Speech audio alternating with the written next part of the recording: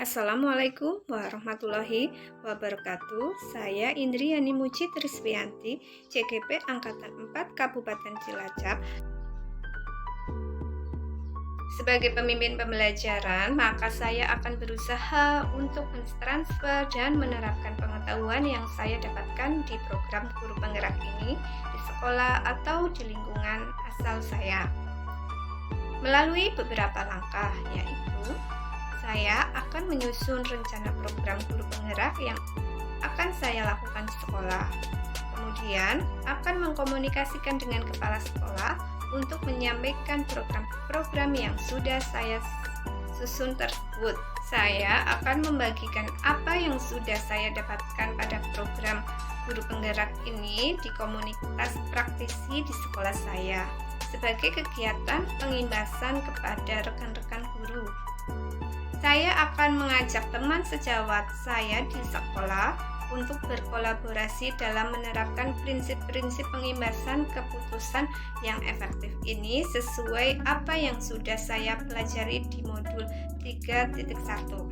Ketika saya berada dalam situasi dilema etika maupun bujukan moral yang saya alami, maka dalam pengambilan keputusan harus berdasarkan pada keempat paradigma dilema etika, ketiga prinsip dilema etika, dan 9 langkah pengambilan dan pengujian keputusan.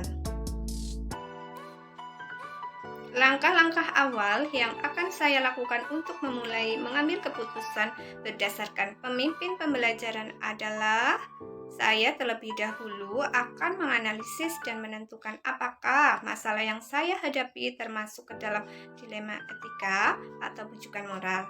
Saya menentukan paradigma apa yang ada pada permasalahan tersebut.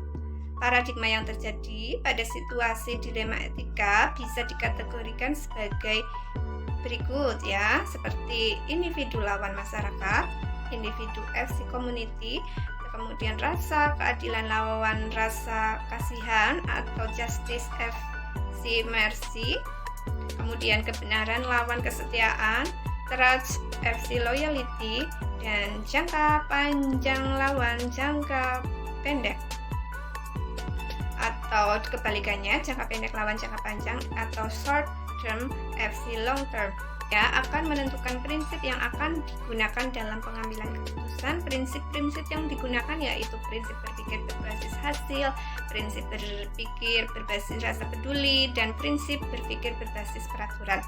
Saya akan menguji keputusan yang saya ambil melalui 9 langkah pengambilan dan pengujian keputusan. Saya akan menerapkan langkah-langkah pengambilan keputusan sebagai pemimpin pembelajaran ketika saya dihadapkan pada situasi dilema etika yang memerlukan pengambilan keputusan yang mampu mengimbangi antara dua pihak dan dua opsi yang ada dengan pilihan yang tepat dan efektif, sehingga tidak merugikan salah satunya dan membuat orang-orang di lingkungan saya merasa nyaman dan tenang. Jika hari ini, besok, minggu depan pun hari-hari selanjutnya saya dihadapkan dengan masalah dilema etika, maka saya akan menerapkan langkah-langkah pengambilan keputusan berdasarkan 4 paradigma dilema etika, 3 prinsip dilema etika, dan 9 langkah pengambilan dan pengujian keputusan.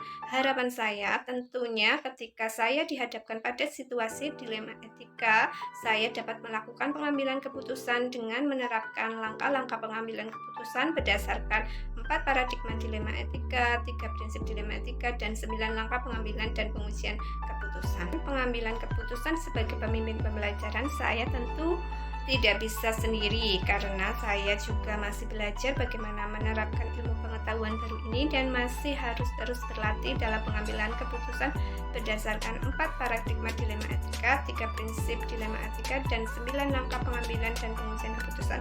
Oleh karena itu, saya membutuhkan rekan sejawat yang juga rekan sesama calon guru penggerak sebagai teman diskusi untuk menganalisis dan menentukan apakah langkah-langkah yang saya ambil telah tepat dan efektif. Saya juga meminta input dan bantuan dari kepala sekolah dan anggota praktisi yang ada di sekolah untuk mendiskusikan dalam pengambilan keputusan